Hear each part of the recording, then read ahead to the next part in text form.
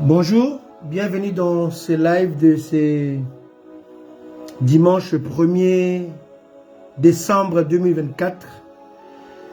Nous partons pour la fin de l'année 2024. Alors aujourd'hui, comme prévu, je parlerai de 4 piliers de la société. Dimanche dernier, nous avons vu l'introduction de ces messages. Aujourd'hui, je vais aborder la suite. Et pour ce faire, j'aimerais parler de méfaits de la corruption. Et on aura chaque dimanche, au moins pendant 5 ou 6 séances,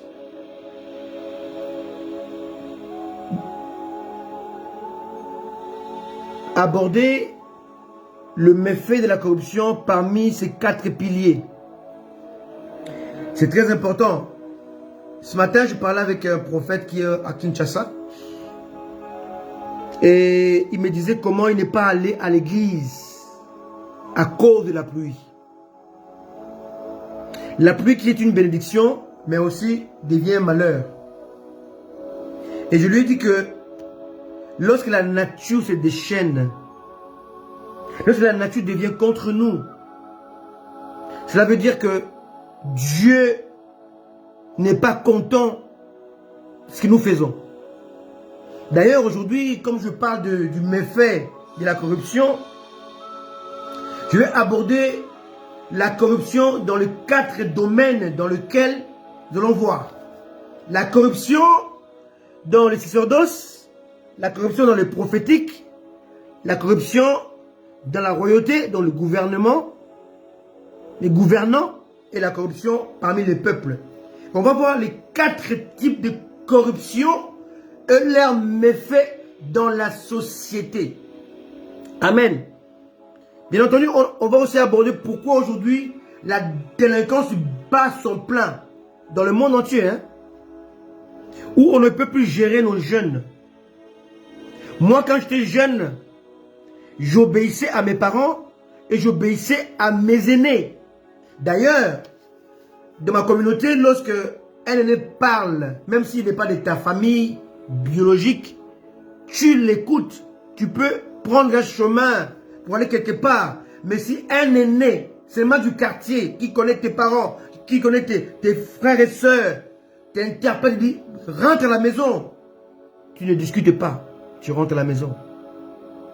Alléluia. Aujourd'hui, ce n'est plus le cas. Les enfants sont devenus têtus, n'écoutent même pas leurs parents et encore moins leurs aînés. Cela veut dire que la société est corrompue. La corruption est tellement une chose tragique, négative, satanique, qu'elle va éteindre la lampe que Dieu a placée dans l'homme, qu'on appelle la conscience. La conscience est une lampe de Dieu qui nous empêche de mentir, qui nous empêche de pécher, qui nous empêche de commettre des forfaits. Lorsque tu veux faire quelque chose, la conscience te rappelle que c'est mauvais. Mais la corruption parvient à étouffer, éteindre cette lampe. Une personne corrompue est incapable de s'opposer aux méfaits, aux mensonges, de s'opposer à tout ce qui n'est pas bien et utile pour la société. Certains peuvent penser que, oh oui, je prends son argent, mais après, tu fais ce que Dieu m'a dit de faire. Tu te trompes. Une fois que tu prends l'argent de la corruption, ton cerveau, ta conscience est corrompue et t'empêche de t'opposer. Alors prions le Seigneur pour que nous puissions comprendre ces messages. Notre Père, notre Dieu, nous voulons te prier. Au nom de Jésus, nous voulons remettre ces instants précieux en tes saintes mains. Et nous te demandons, Seigneur, de nous aider à comprendre, à saisir ce que tu veux nous dire par ton esprit. Au nom de Jésus. Amen. Alors aujourd'hui, je vais parler de la corruption du sacerdoce. Bien aimé, je l'ai dit dimanche dernier, Dieu a établi 4 piliers. Le sacerdoce, le prophétique, la royauté et le peuple. Et Dieu les a établis d'une manière cohérente. On ne peut pas mélanger les deux. C'est le sacerdoce qui consacre, qui établit la royauté. Et c'est le prophétique qui surveille la royauté et les sacerdoces. C'est le peuple qui obéit à la royauté dans certains régimes, comme régime présidentiel. C'est le peuple qui vote le président. Alléluia. Donc c'est un choix de Dieu. Et nous devons nous soumettre. Nous avons vu la semaine dernière que dans Romains, Dieu parle. Hein, il dit dans l'épître de Paul aux Romains que les magistrats sont les serviteurs de l'Éternel. Crains lorsqu'il te convoque parce que Dieu lui a donné, Romains 13, verset 4. Hein, on peut le relire. Hein, c'est très très important. Romains 13, 4.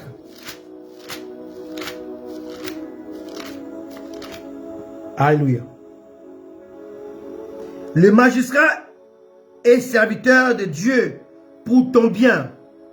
Mais si tu fais le mal, crains, car ce n'est pas en vain qu'il porte l'épée, étant serviteur de Dieu, pour exercer la vengeance et punir celui qui fait le mal.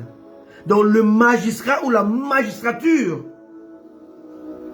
fait partie du service que Dieu a établi pour une bonne marche, une bonne gestion de la société. Dans les bonnes sociétés démocratiques comme en Europe, on peut voir un président convoqué par les juges, les magistrats, qui n'est pas le cas dans les pays où règne la dictature. Alléluia. Alors aujourd'hui, on va aborder vraiment ces 4 aspects, ces 4 piliers que Dieu a établis pour une bonne gestion de la société. Alléluia. Très important. Aujourd'hui, on voit comment les hommes de Dieu sont corrompus par les gouvernants. On voit que un président peut faire taire un pasteur. Un président peut corrompre un pasteur qui va divaguer, dire n'importe quoi au peuple. Et le peuple est corrompu par son pasteur qui est corrompu par le président. Et là, on voit qu'il y a déformation de la mission établie par Dieu. Normalement, le président ou le roi est inférieur aux yeux de Dieu, bien entendu. Est inférieur au sacrificateur. N'oubliez pas que la Bible nous dit en Pierre que nous sommes des sacrificateurs, un royaume des sacrificateurs. On verra ça, je crois, dans la 6e séance, de cet enseignement. On n'est pas encore là. Mais comment Dieu a établi les choses? Le prophète et les sacrificateurs, c'est eux qui vont élire de la part de Dieu, bien entendu, les rois, les consacrer et l'établir. Le premier roi d'Israël, Saül, a été établi par Samuel, qui était en même temps sacrificateur et en même temps prophète. On va voir que dans les temps anciens, tout sacrificateur était en même temps prophète. Aaron, le premier sacrificateur, souverain sacrificateur, il était aussi prophète. Élie, le sacrificateur au temps de Saül, alors qu'Israël était encore un royaume théocratique, c'est lui qui a établi le premier roi d'Israël, C'était Samuel. Il était en même temps sacrificateur et en même temps prophète. Et on peut le voir aussi dans le livre de l'évangile de Jean, qu'à l'époque de Jésus-Christ, il y avait un homme qui s'appelait Caïphe. On peut le lire, Jean 11, verset 49. Et il va prophétiser. On va voir pourquoi il a prophétisé. Jean 11, 49. Alléluia.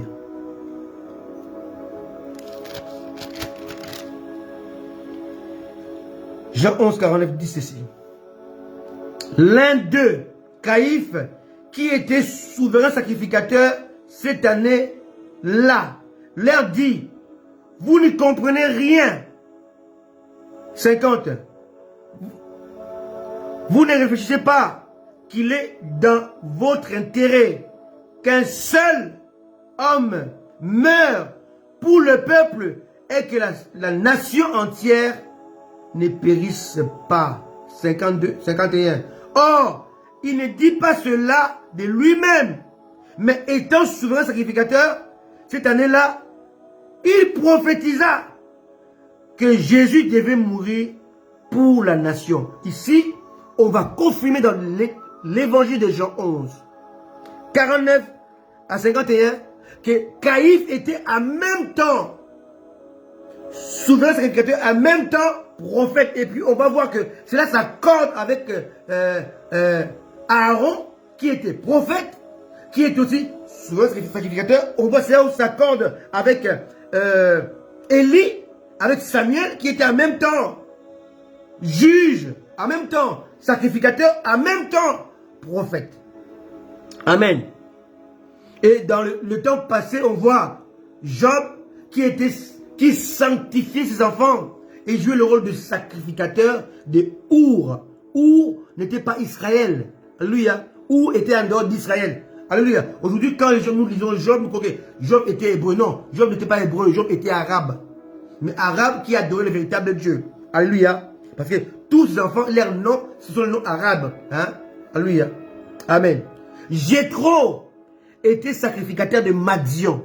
Aaron était le sacrificateur d'Israël. Alléluia. On va voir que malgré les peuples, malgré les nations, dans chaque nation, Dieu avait établi ces 4 piliers. Sacerdoce, prophète, roi et peuple. Alléluia. Donc les sacerdoces, le prophétique, la royauté et le peuple. Donc dans toutes les couches, dans toutes les nations,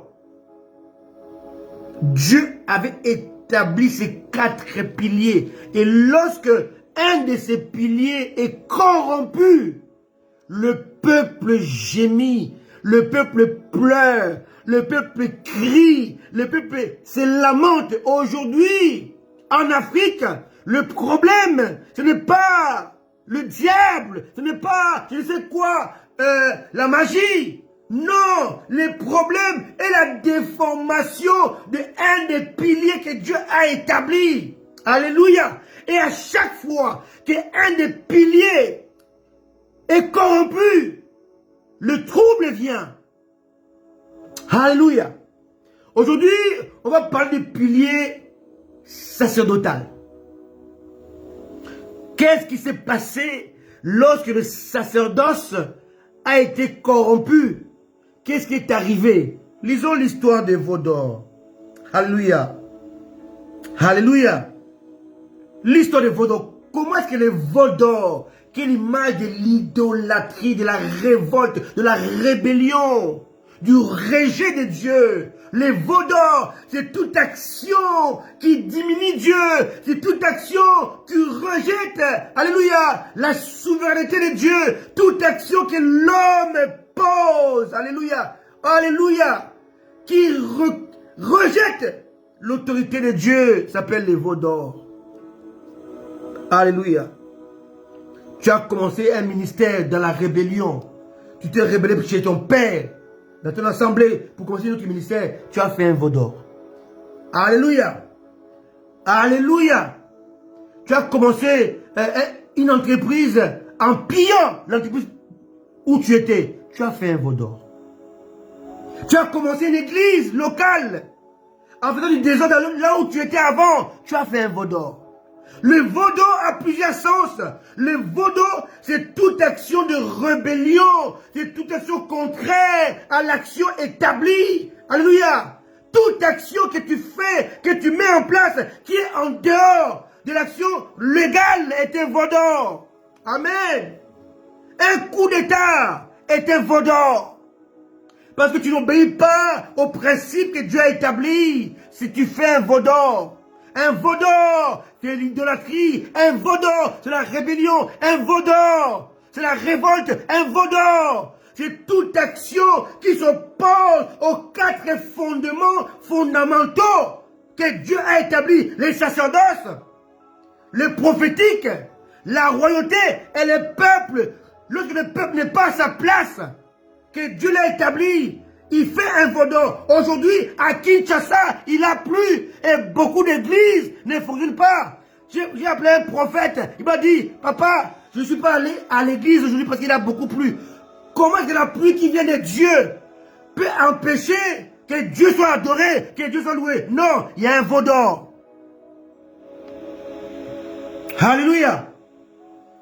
Ce message va secouer l'église, va secouer le peuple de Dieu, va secouer nos habitudes qui changent, qui déforment nos attitudes. Ce message va secouer, alléluia, notre confort. Il est temps aujourd'hui que l'Église comprenne qu'il doit sortir de son confort pour plaire à Dieu.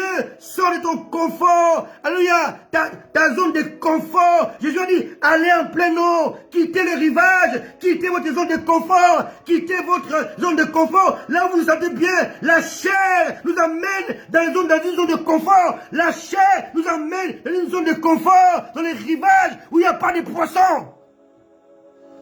Jesus Christ. Amen. La zone de confort. Selon la chair est contente. Selon la chair ne veut prendre aucun risque. Selon ta chair ne veut prendre aucune décision. Ne peut pas accepter la foi. Zone de confort. Selon la chair se plaît. La chair n'aime pas prendre des risques. Elle veut rester dans une zone de confort. Alléluia. Alléluia. Moïse a été appelé par Dieu. Exode 24. Lisons la parole de Dieu. Je ne vais pas être très long. Mais je vais être concis, précis et efficace de la part du Seigneur. Exode 24. Dieu commence avec son peuple d'Israël. Il veut leur donner des directives. On est dans Exode 24, verset 12. Nous lisons. L'Éternel dit à Moïse, monte vers moi sur la montagne et reste là. Je te donnerai des tables de pierre, la loi et les ordonnances que j'ai écrites pour leur instruction. 13. Moïse se leva avec Josué qui le servait. Et Moïse monta sur la montagne de Dieu. Il dit aux anciens, attendez-nous ici jusqu'à ce que nous revenions. Aaron et Our resteront avec vous. Si quelqu'un a un différend, c'est avec eux qu'il s'adressera. Moïse monta sur la montagne et la nuée couvrit la montagne. La gloire de l'Éternel reposa sur le mont Sinaï et la nuée le couvrit pendant 6 jours. Le 7e jour, l'Éternel appela Moïse au milieu de la nuée.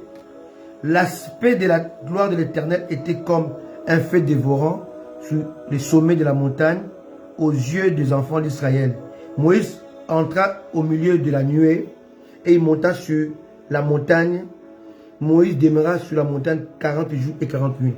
Bon, ça c'est seulement une portion de l'écriture. Mais il faut lire chapitre 24 d'Exode, 26, 27, 28, 29, 30, alléluia, 31, Amen. Jusqu'au chapitre 32, là où on a fait les veaux d'Odon. Depuis le chapitre 24 de l'Exode jusqu'au chapitre 32, Moïse est sur la montagne. Alors, c'est quoi la scène? Quand vous allez lire tous ces chapitres-là, depuis 24 jusqu'à 32, là, je ne peux pas le prêcher là parce que ça va me prendre beaucoup de temps, mais je vous donne un devoir, vous pouvez le lire.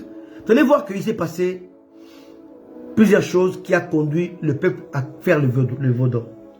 En fait, quand vous lisez, ce n'est pas que Moïse a laissé Aaron et Our et les anciens, non. Ce n'est pas passé comme ça. Il faut bien lire la parole de Dieu. Vous allez voir aussi les détails qui n'est pas dit dans le chapitre 24. On va les voir en lisant au fur et à mesure jusqu'au chapitre 32. Alors, dans les faits, il s'est passé quoi? Dieu a convoqué Moïse au sommet de la montagne. Moïse devait aller au sommet de la montagne. Et Moïse va prendre avec lui Josué, son serviteur. Il va prendre Aaron, Our et les anciens. Alléluia. Donc, ils vont franchir 3 étapes. En tout, il y avait 4 étapes. Il y avait le bas de la montagne où se trouvait le peuple. Il y avait la colline où étaient restés Aaron et Our et les anciens. Et il y avait un 3e niveau où était Josué et resté là à attendre Moïse. Et Moïse est parti au sommet. Donc il y avait 4 niveaux. Le sommet où était Moïse. Avant le sommet où était Josué, c'est le même endroit où Élie était allé lorsqu'il fuyait Jézabel. Le creux de la montagne. Le même endroit où Élie était allé dans le livre du roi, où Élie est parti maintenant attendre la voix de Dieu. Il a vu les vents, qui déchirait les montagnes, il a vu le feu, mais Dieu n'était pas ni dans les vents qui déchiraient les montagnes, ni dans le feu, mais Dieu était dans un vent, dans un doux murmure. Les mêmes endroits où Élie était, c'est le même endroit, parce que c'est la même montagne en fait, le même endroit où était Josué déposé par Moïse. Donc Moïse a laissé Josué à ce niveau-là, au creux de la montagne, juste avant le sommet. Donc Moïse est monté au sommet. Maintenant, Josué s'est trouvé entre Moïse et les anciens. Et le peuple était maintenant au bas de la montagne. Amen. Donc, maintenant, si vous voyez la scène, quand Dieu va parler à Moïse, Moïse va descendre, il va voir Josué dans le creux. Et Josué va lui dire, il y a les bruits de guerre. Moïse lui a dit non. C'était un peuple qui se rebelle. Vous voyez, Moïse était plus haut que Josué. Josué était plus bas que Moïse. Mais Moïse avait l'information et la révélation que Josué ne savait pas. Alléluia.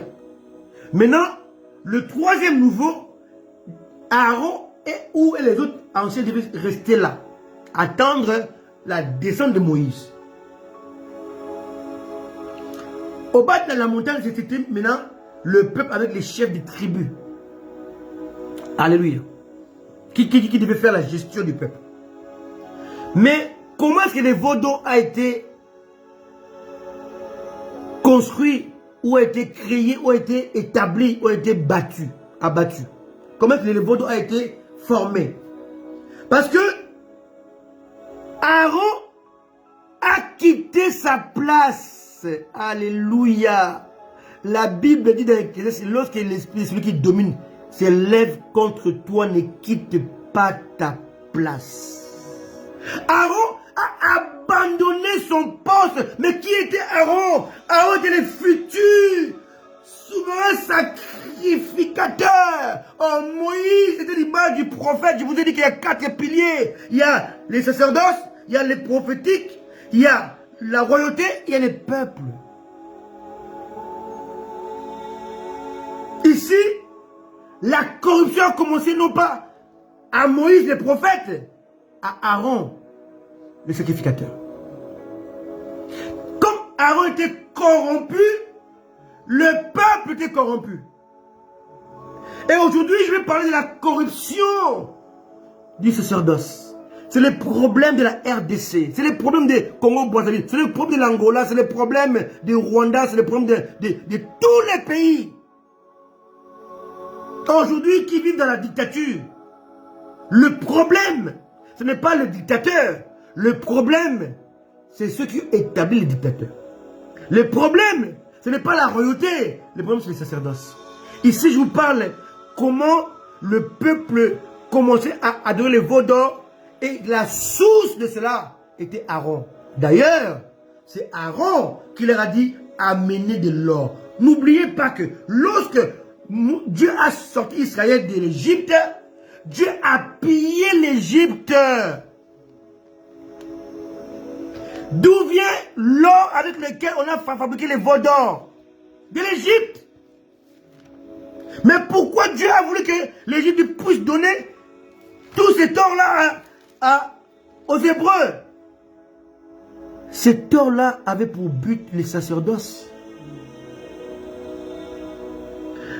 Dieu, avant d'établir les tabernacles, le peuple a fait une offrande. Et parmi les offrandes, il y avait de l'or. Alléluia. Donc Dieu a pillé l'Égypte pour que l'or d'Égypte puisse revenir à Israël. Alléluia. Alléluia. Donc, le veau d'or vient de l'or égyptien. Mais Dieu a pillé l'Égypte pour son propre but. Il donne autant à ses bien-aimés pendant leur sommeil. Ils n'ont pas d'effort à faire. C'était l'or d'Égypte qui était destiné pour la gloire de Dieu. Mais cet or a été utilisé indûment pour la gloire de Satan. Alléluia. Alléluia. Alléluia. Voilà la tragédie. Alléluia. La tragédie. Amen. La tragédie qui est arrivée avec les cadeaux de Dieu. L'or dont Israël est utilisé pour le veau d'or était les cadeaux que Dieu leur a donnés provenant de l'Égypte. Alléluia. Lisons Exode 12, verset 35. Les enfants d'Israël firent ce que Moïse avait dit.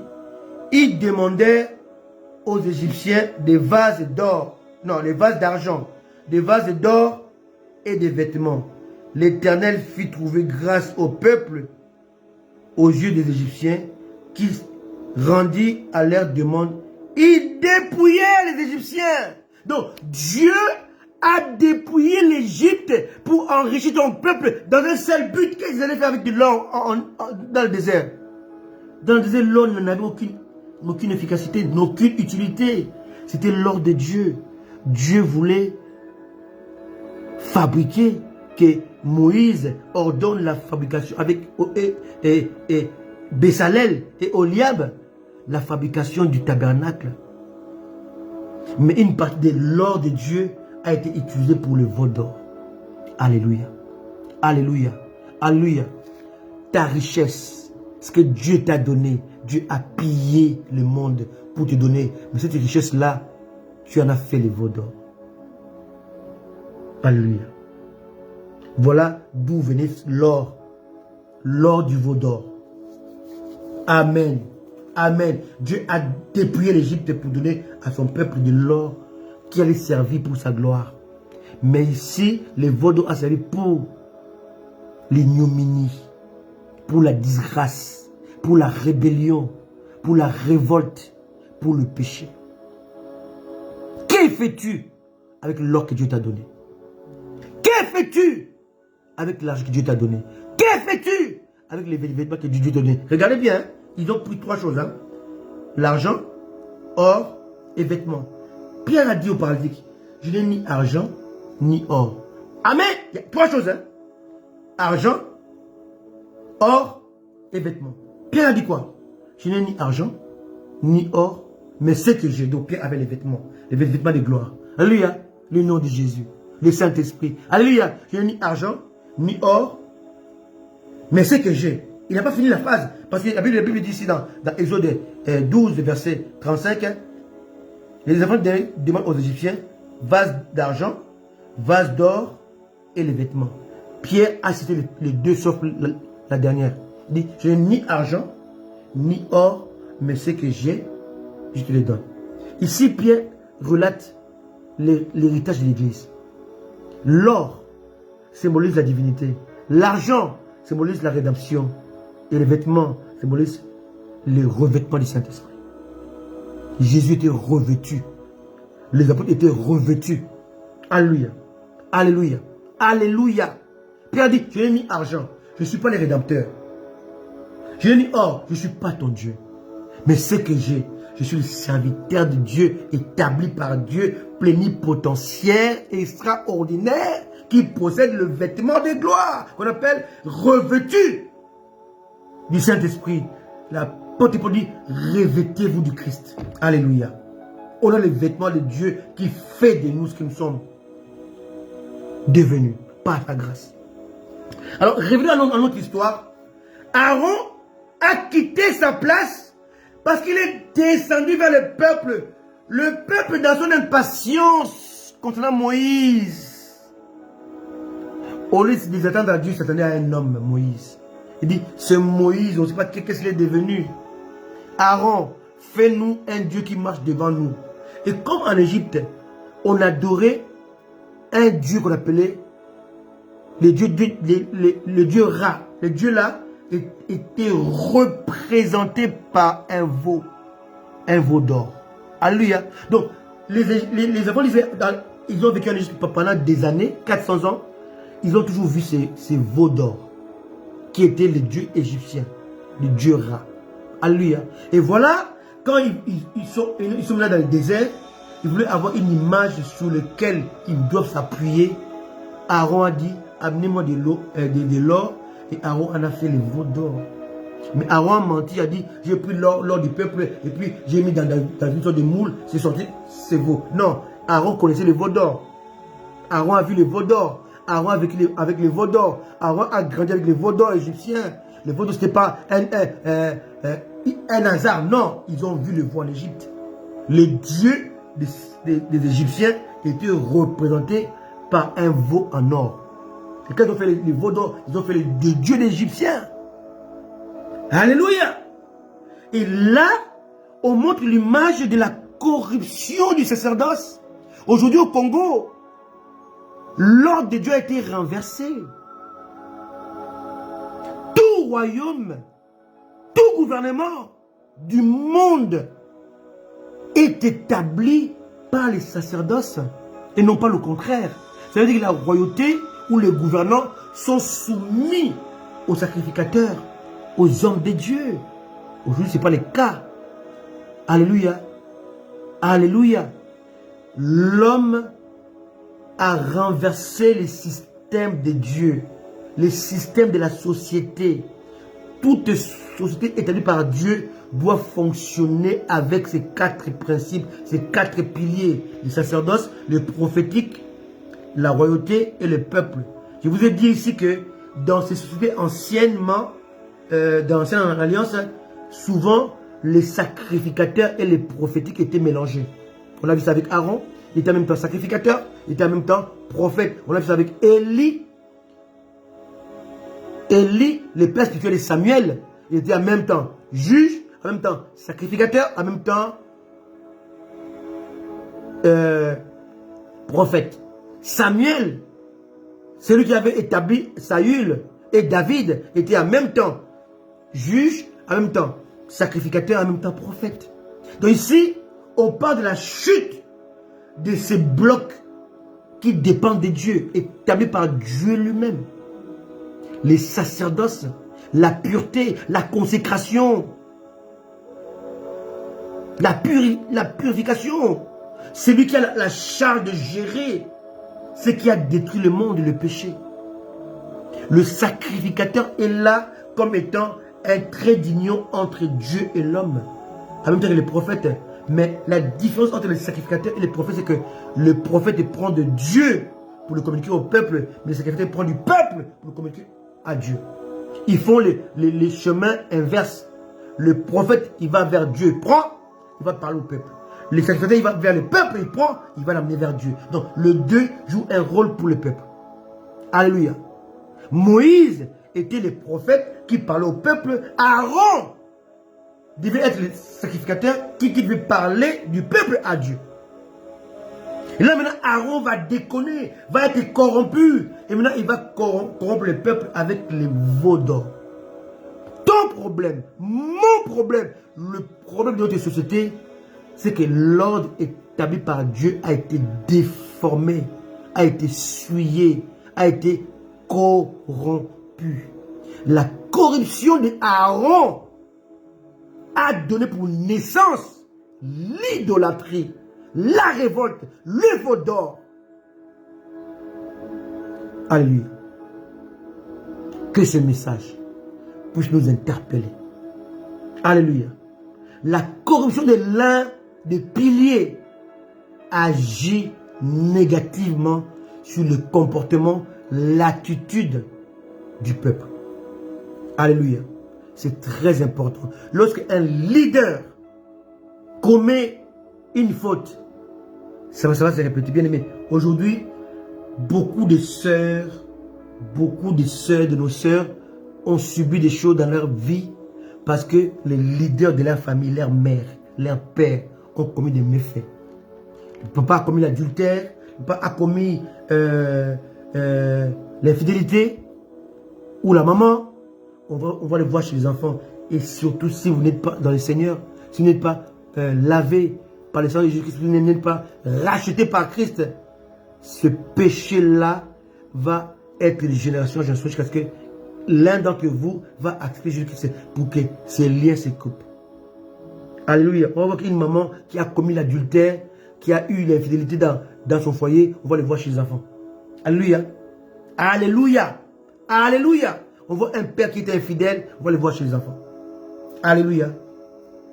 Et ces liens, ce péché s'arrête que pour la personne qui a reçu Jésus-Christ comme Seigneur. Parce que la Bible dit, si quelqu'un est en Christ, il devient une nouvelle créature, les choses anciennes, donc tous ces liens-là s'arrêtent.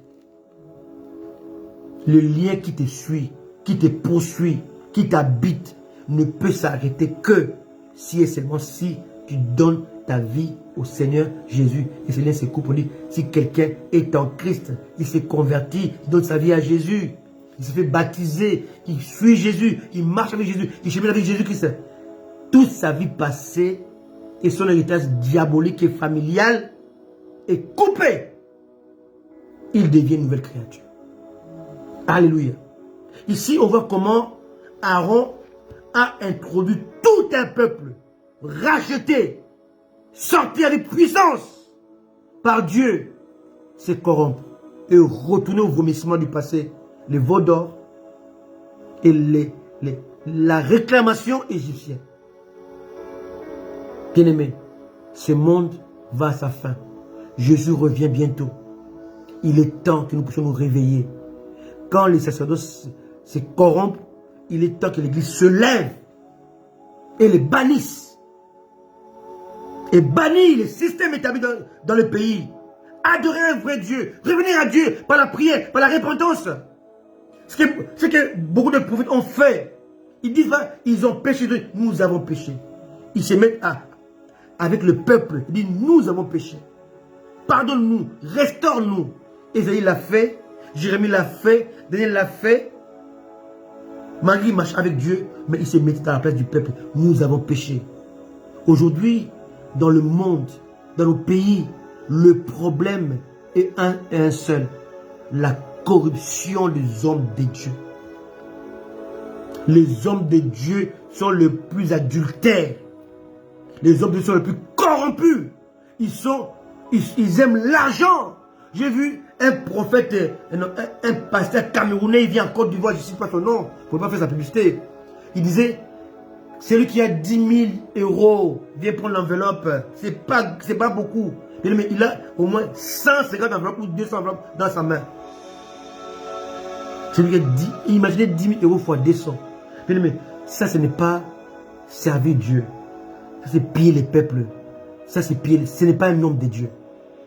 Mais aujourd'hui, il est considéré comme le plus grand homme de Dieu d'Afrique. Il est riche. Mais ceux qui le suivent sont pauvres. C'est un prédateur. C'est un loup ravisseur. Ce n'est pas un homme de Dieu. Et pourtant, on dit que c'est un des plus grands hommes de Dieu d'Afrique. Et pour moi, c'était le plus grand charlatan d'Afrique. Il dit donner 10 000 euros, c'est rien. C'est pas beaucoup. Tu pilles les peuples. Tu trompes le peuple. Tu es un faux sacrificateur. C'est ta corruption qui a amené le peuple au veau d'or. Aujourd'hui, le peuple a les veaux d'or. Le peuple est là. Moïse Mbi va chanter. Ils sont dans les stades. Mike Kamba va chanter, ils sont dans les stades. Fali va chanter, ils sont allés. C'est le même public avec deux dieux différents. La corruption. La corruption. La corruption. Si on pouvait prendre la photo de ces gens qui ont rempli les stades de tous les hommes de Dieu et les stades de tous les musiciens profanes, c'est les mêmes personnes. C'est les mêmes personnes. Quelle personne vous trouve? C'est les mêmes personnes. C'est le même public. C'est une tragédie. Tragédie. Tragédie. Tragédie. Et pourquoi ce peuple ne peut pas s'élever pour sortir, pour enlever les dictateurs? À cause de la corruption. Parce que la corruption va agir dans la tête, dans les cerveaux. Ils sont corrompus par la musique profane. Ils sont corrompus par les discours profanes. Ils sont corrompus par ces choses-là. Maintenant, ils sont incapables de se rebeller, de se révolter pour chasser un pouvoir qui les maltraite. On peut beau les qualifier, ils sont paresseux. Non, ils sont corrompus. Corrompus par la musique profane, corrompus par la musique diabolique, corrompus par la musique démoniaque, corrompus par les hommes de Dieu qui sont eux-mêmes corrompus. Aaron, par sa corruption, il a corrompu tout un peuple. Alléluia. La corruption du sacerdoce est une corruption qui atteint le peuple, qui déforme le peuple, qui amène le peuple dans l'idolâtrie, qui amène le peuple dans la confusion. Il est temps que les hommes de Dieu reviennent sur leur sacerdoce, reviennent sur leur engagement, reviennent sur leur serment, reviennent sur leur premier amour. Reviennent à Jésus, reviennent à Dieu qui les a établis. Leur rôle est d'être pur, de se purifier et de purifier les peuples, de les consacrer. Alléluia. Quand je vais à Kinshasa, je parle avec des hommes de Dieu qui ont coopéré tous ces soi-disant grands serviteurs de Dieu. Lorsqu'ils me parlent de leurs actes, abomination sur abomination. Ils ont des maisons où ils invitent des jeunes filles. Alléluia. Où ils passent le temps à boire le whisky. Mais devant, on les appelle des grands apôtres, grands docteurs, grands prophètes. Mais en dessous, ce sont des magiciens. Ils adorent le diable. Ils servent le diable. Et ils trompent le peuple. Mais ils ne trompent pas Dieu. Parce que Dieu le voit. Parce que moi, je vois ces choses, ces actions. Et moi, maintenant, mon rôle, c'est de dire à mes amis, à ces pasteurs qui les fréquentaient, il faut le rejeter. Il faut le bannir. Il faut prendre un nouveau départ avec le Seigneur. Il faut arrêter de les fréquenter. Parce que la souillure, elle est contagieuse. L'abomination, elle est contagieuse. Le péché est contagieux. L'adultère est contagieuse. Qui s'assemble se ressemble. Si tu es avec eux, tu finiras par faire comme eux. Parce que tu commences à t'identifier à eux. Alléluia. Le seul moyen d'éviter l'adultère, la fornication, est de fuir les péchés.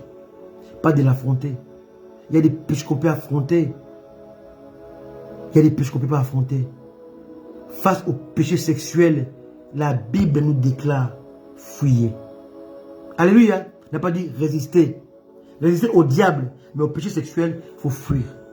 Parce qu'on ne peut pas résister au péché sexuel quand on est encore charnel. Alléluia.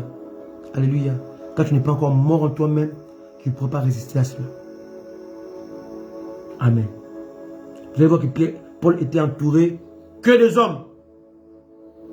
Parce qu'il avait décidé de rester seul. De ne plus se marier. Et tu vas voir, tous ses collaborateurs étaient des hommes. Barnabas, Silas, Luc, Jean-Marc, c'était que des hommes. Parce qu'il voulait éviter le piège des femmes. Amen. Quand il voyait les femmes étaient accompagnées de ces hommes, alléluia, soyez conséquent. Soyez sérieux avec Dieu. Dieu aime les sérieux. Dieu aime les gens qui se méfient du péché, qui combattent le péché. Et face au péché sexuel, qui les fuient. Fuyez. Jésus revient bientôt. S'il revient ce soir, alors rendez-vous est donné dans les airs. Vous et moi, avec Élu, on sera tous là, on espère vous voir dans les airs, dans ces rendez-vous divins. S'il n'est pas là ce soir, alors le rendez-vous est donné dimanche prochain pour la suite de ces messages. Aujourd'hui, c'était la corruption du sacerdoce. Et dimanche prochain, on va peut-être voir la corruption de la royauté, après corruption du peuple et la corruption de l'église. Dieu vous bénisse. Soyez conséquents. Jésus revient bientôt. Soyez toujours prêts. Écoutez les sons de la trompette. Jésus revient bientôt, vraiment. À très bientôt. Soyez bénis. Moi et Élu serons toujours là pour vous apporter l'ainsi dit le Seigneur. Aujourd'hui, c'était les 4 piliers. Et le sous-thème, c'était la corruption du sacerdoce. Soyez bénis. À très bientôt. Bye.